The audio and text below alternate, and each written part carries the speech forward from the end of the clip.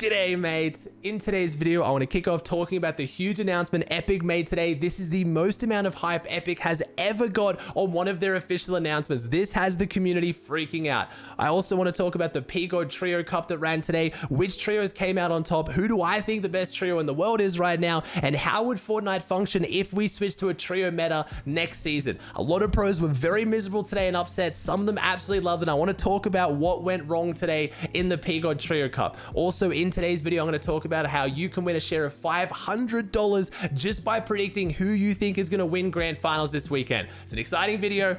Let's just jump into it.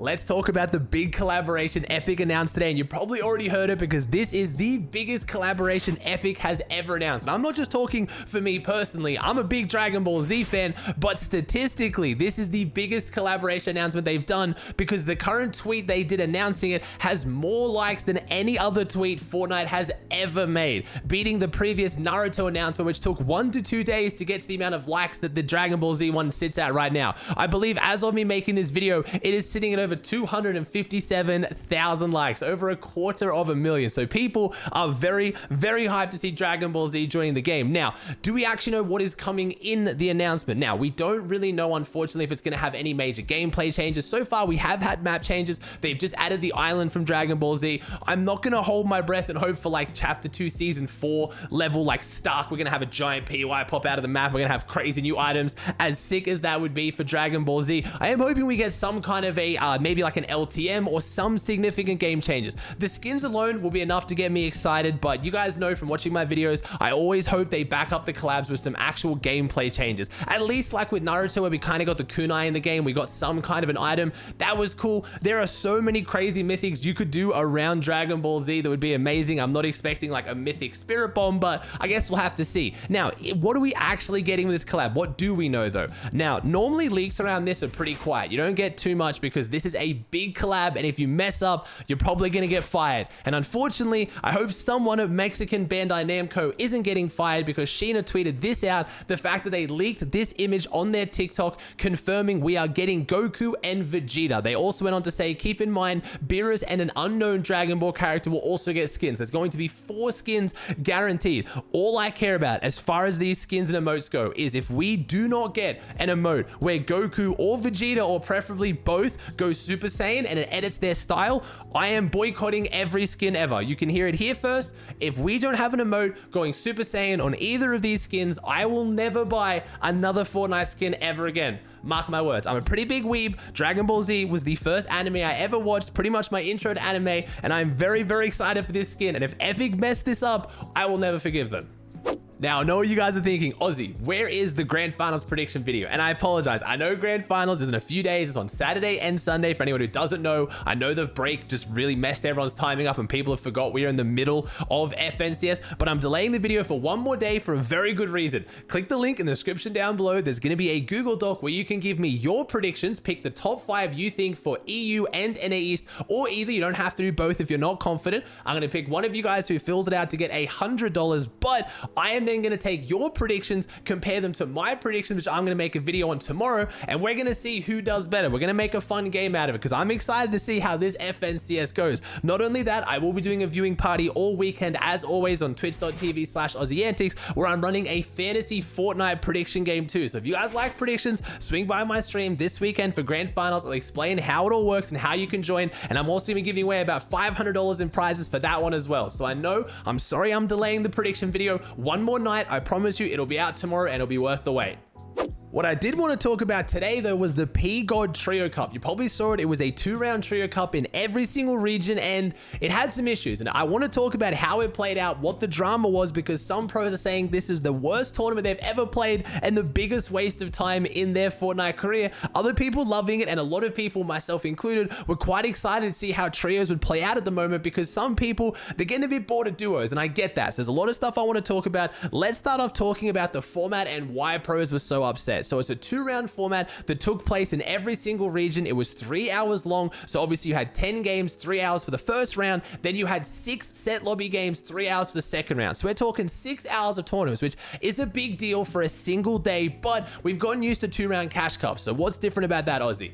The prize pool. Some regions getting only first place $600, that's $200 each. So certain regions like OCE were playing for 6 hours for one team to earn money, and halfway through round 2, so many pros stopped playing, they canceled the tournament and no one made money. Yeah.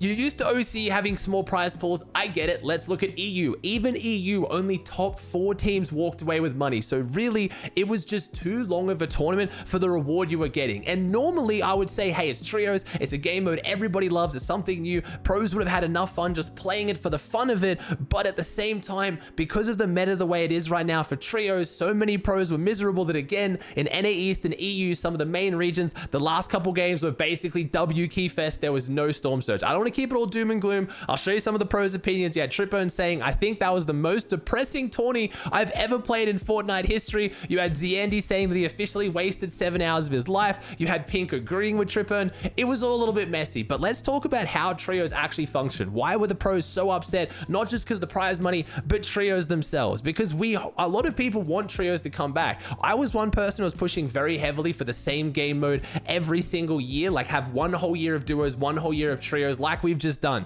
I'm starting to change my opinion for one main reason. Epic really isn't catering the loot pool too much towards the game mode that we're playing. So cycling the game mode and changing it kept things fresh and exciting, and especially with news with teams splitting and new teams, and we didn't have that continuing storyline of like who's the best duo, but I felt like because of the wackiness of Fortnite, it still felt more fun and exciting. So this was a chance to see how trios might play out and maybe what might be a trio FNCS in a couple FNCS's time. The loot pool right now though, in my opinion, after watching about 9 hours of this tournament, it just doesn't suit it. There is a few major issues. The first one was pointed out by Kinch Analytics. All you've got to do is look at Tayson, Mustache, and Malibuka's loadout dropping mid-map in trios, and you can see the problem.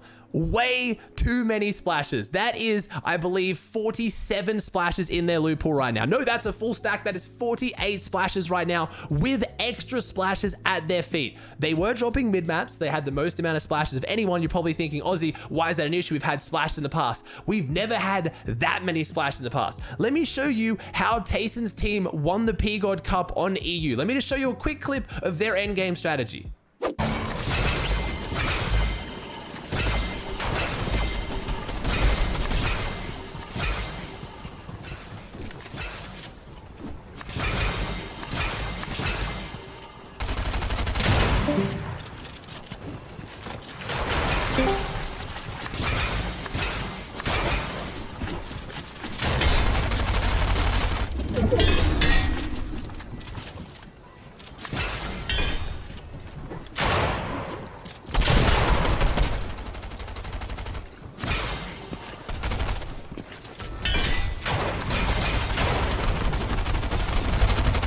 That tweet did actually come courtesy of Queasy, and Tayson was very quick to respond saying, why are you crying? There is literally 5 trio cups in the whole season.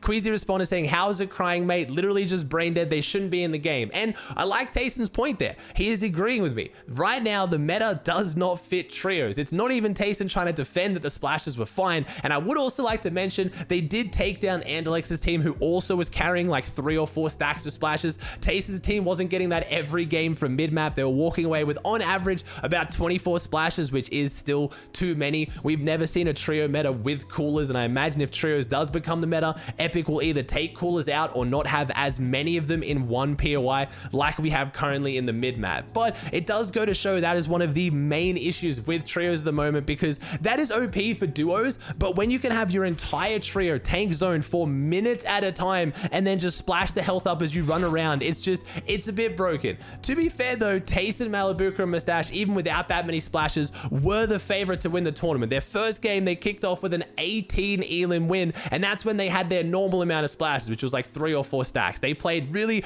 really well. It was super cool to see some of these trios form and see how they play. It was interesting to see how many teammates coming into FNCS Grand Finals in 2 days didn't actually play with their duo mates. A lot of the trios weren't formed with like one duo and adding an extra person. In this case, Malibuka and Mustaches were, but a lot of them actually just mixed up Cup and took the chance to play with other teams. And while I love that, it's a chance to, you know, play with new people and have a break. FNCS is in 2 days. I know it's a Trio Cup, but I still feel like you should be playing with your duo mates. So it'll be interesting to see how the chemistry is coming in to grand finals this weekend. Everyone did have a little bit of a break with the Trio Cup, but the other thing I wanted to mention was just the spray meta. Right now, the weapons the way they are, especially the SMGs, yes, they've been heavily nerfed, and I think in duos, we're getting better and better spot, but in trios, 3-2-1ing with 3 Stinger SMGs was just an absolute nightmare, especially with the servers lagging. You've heard me talk enough about lag. Epic did unfortunately leave it as the old Storm Surge. They didn't turn on the new Storm Surge, which has been doing really, really good to make the lobbies not as laggy. So there was quite a few clips of people dying to lag. I'm not going to show them because you guys are more than overhearing me talk about lag and seeing clips of lag. Just know that the way the Trio Cup ran today is not how grand finals run this weekend, because it was still the old Surge. But overall, it was a fun tournament to watch. I think if Epic's going to run these tournaments in the future, they need to just run them as a 1-round Cash Cup tournament,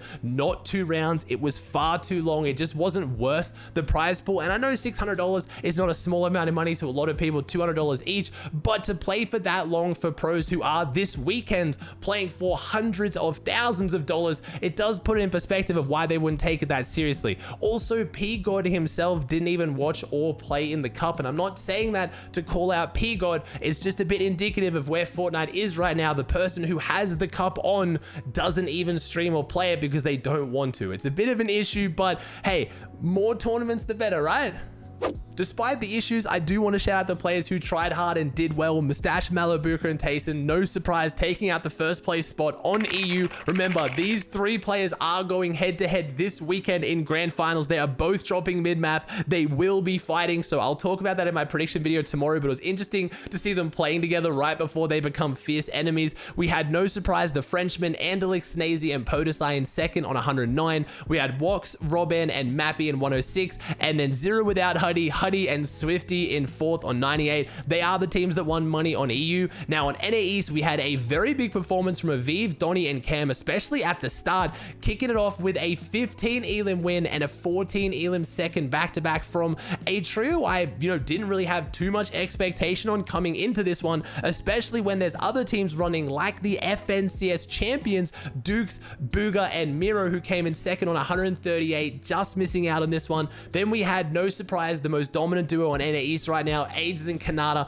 paired that with Skittles. They had a really good performance, and then Acorn, Clicks, and Edgy in 4th place. So it was really cool to see Clicks up there playing alongside Acorn, Edgy, again, one of the other most dominant duos right now in NA East coming into grand finals. That was your top 4 as well. Unfortunately, Death, Tahi, and Tabney just missed out on the money. I did also just want to give an apology for the lack of uploads at the moment. The break in Fortnite right now has made the content particularly stale. I'm sure you guys have felt it as well. I am still going to be making some sick videos, especially with grand finals this weekend and after grand finals the rest of the season. I also did just finally make my move to the United States from Canada. It was a big trip. I'm finally down and settled, but I did want to say sorry for lack of uploads. I will be uploading more in the future. Alright guys, that does it for another video. I hope you enjoyed. If you did, please chuck a like on it, subscribe to the channel if you haven't, and I'll see you in the next one.